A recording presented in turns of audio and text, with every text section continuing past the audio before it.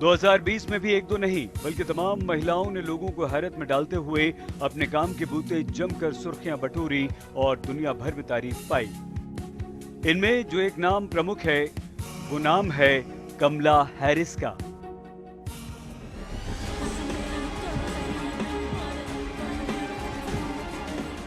कमला Harris वो नाम जिसने शायद ही अमेरिका की सरहदों के बाहर अपने नाम से सुर्खियां बटोरी हो, वो नाम जिसे शायद ही अमेरिका चुनाव से पहले कोई जानता हो।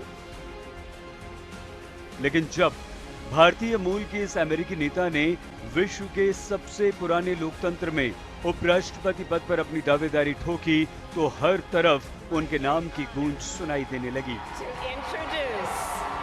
The President-elect of the United States of America, Joe Biden. अगर अमेरिकी चुनाव में जो बाइडेन को जीत के लिए सबसे ज्यादा श्रेय मिला तो उसके पीछे कहीं ना कहीं कमला हैरिस का भी हाथ रहा।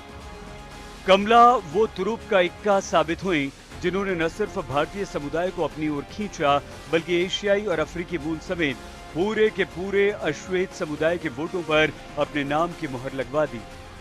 उपराष्ट्रपति पद के लिए चुनाव जीतने से पहले कैलिफोर्निया से सीनेटर का पद संभाल चुकी कमला हैरिस अमेरिकी इतिहास की पहली ऐसी अश्वेत महिला बनने जा रही हैं जो अमेरिका के उपराष्ट्रपति पद की शपथ लेंगी।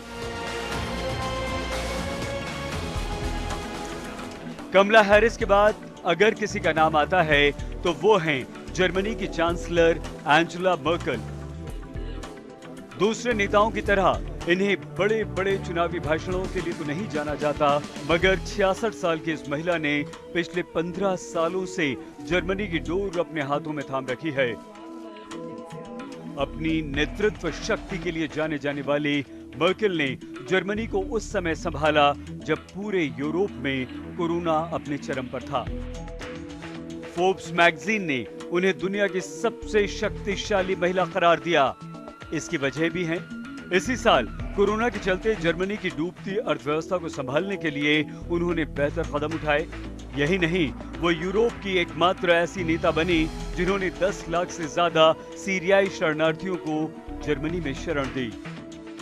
एंजेला मर्केल को लेकर जर्मनी की जनता के मन में आज सिर्फ एक सवाल है और वो सवाल ये कि आखिर उनसे बेहतर कौन होगा जो जर्मनी को उन जैसा संभाल सके।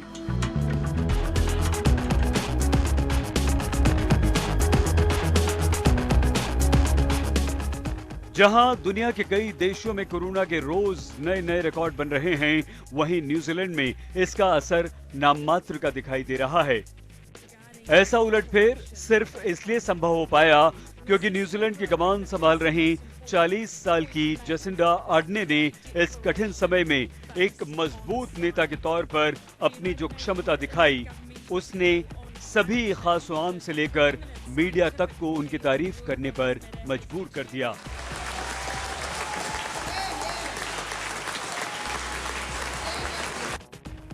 न्यूजीलैंड के 150 साल के इतिहास में जसिंडा ऐसी पहली सबसे कम उम्र की महिला हैं जिन्होंने प्रधानमंत्री पद तक का सफर तय किया।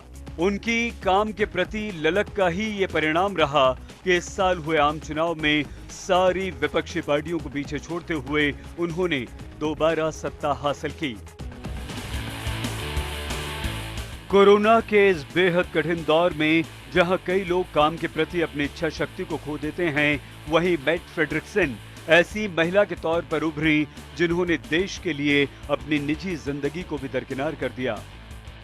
डेनमार्क के इतिहास में सबसे युवा प्रधानमंत्री के तौर पर जगह बना चुकी मेट एक दो नहीं बल्कि तीसरी बार अपनी शादी को सिर्फ इसलिए रद्द कर चुकी हैं क्योंकि शादी की तय तारीख वाले दिन ही यूरोपीय यूनियन की अहम बैठक होने वाली थी और उसमें वो अपने देश की बेहतर नुमाइंदगी कर उसके हक की मांग का मौका नहीं चूकना चाहती थी।